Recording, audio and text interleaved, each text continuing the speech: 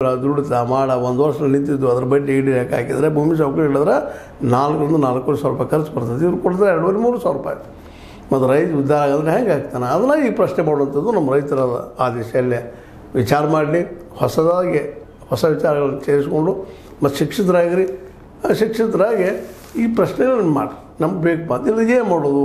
ಕಬ್ಬು ಬೆಳೆದು ಬಂದು ಬಿಡೋದು. ತಾವು ಬರ್ತಾರೆ ಅವ್ರು ಬೇಕಾದ್ರೆ. ಎಲ್ಲಾದ್ರೂ ಕಬ್ಬು ಬೆಳೆದು ನಿಲ್ಲಿಸ್ಕೊಂಡು ಲಾಸ್ ಮಾಡಿ ಕಳಿಸೋಕಿದ್ರು ಇದು ಸುಲಭ ಅಂತ ಅನಿಸ್ತದೆ. ಬೇರೆ ಬೆಳೆಯುವಂಥ ಸಾಧ್ಯತೆ ಅದಾವೆ, ಮಾಡ್ಕೊಂಡು ಆರಾಮಿರ್ಬೋದು. ಯಾಕಂದ್ರೆ ವರ್ಷಗಳು ವೇಟ್ ಮಾಡ್ಕೊಂಡು ನಿಲ್ಲೋದು, ನಾಳೆ ಕಬ್ಬು ಕಳಿಸೋದು ನಿಮ್ಗೆ ಗೊತ್ತದ ಕಟಾವು ಬಂದಾಗ ಏನು ಆಗ್ತದೆ ಅಂತೇಳಿ. ಅದಿನಾಗಿರೋ ಒಟ್ಟಿನಲ್ಲ ಈ ಗುರುಳಾಪುರದಲ್ಲಂಥ ಈ ಮೂಮೆಂಟಿಂದ ಮುಂದುವರೆದ ಅನೇಕ ರೈತ ಯುವ ನಾಯಕರು ಸಹಿತ ಪ್ರಯತ್ನ ಮಾಡ್ತಾಯಿದ್ದಾರೆ. ನಮ್ಗೆ ದರ ಸಿಗಲಿ ಅಂತೇಳಿ.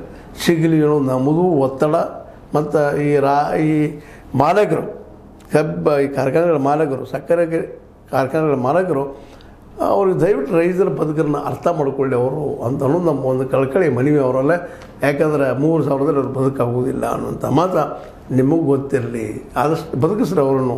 ಕಬ್ಬು ಬಂದ್ರಲ್ವ ನಿಮ್ಮದೆಲ್ಲ ನೀವೆಲ್ಲ ಏನೋ ಆಯುಷ್ಯ ಆರೋಗ್ಯ ಎಲ್ಲ ಇಂಪ್ರೂವ್ ಇಟ್ಕೊಂಡು ಚೆನ್ನಾಗಿ ಹೋಗೋದಕ್ಕೆ, ಕೋಟಿಗಳ ನೆಲೆಗಟ್ಟಲೆ ಖರ್ಚು ಮಾಡೋದಕ್ಕೆ ಅಂತ ಹೇಳ್ತಾ ಅದು ನಿಮ್ಮ ರಾಜಕೀಯಕ್ಕೂ ಸಹಿತ ಈ ಫ್ಯಾಕ್ಟ್ರಿಯಲ್ಲಿ ದುಡ್ಡು ಖರ್ಚಾಗ್ತಿರ್ತದೆ.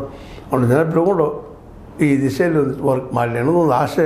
ಅದಕ್ಕೆಲ್ಲ ಸರ್ಕಾರ ಇವ್ರಿಗೆ ಸ್ಪಂದಿಸಬೇಕಾಗಿದೆ, ಅದ್ರ ಕರ್ತವ್ಯ ಅಂತ ಹೇಳ್ತಾ ಇದು ನೀವು ಲೈಕ್ ಆಗಿರ್ಬೋದು. ಲೈಕ್ ಮಾಡಿ ಶೇರ್ ಮಾಡಿ, ಕಮೆಂಟ್ ಮಾಡಿರಿ. ಜೊತೆಗೆ ಸಬ್ಸ್ಕ್ರೈಬ್ ಆಗೋದು ನಿಲ್ಲಿಸ್ಬೇಡ್ರಿ. H60 ನ್ಯೂಸ್ ಅಂತ ಸಿದ್ದರಾಮಯ್ಯದು ಸತ್ಯದ ಕೈಗೆ ನಡಿ ವಂದನೆಗಳು.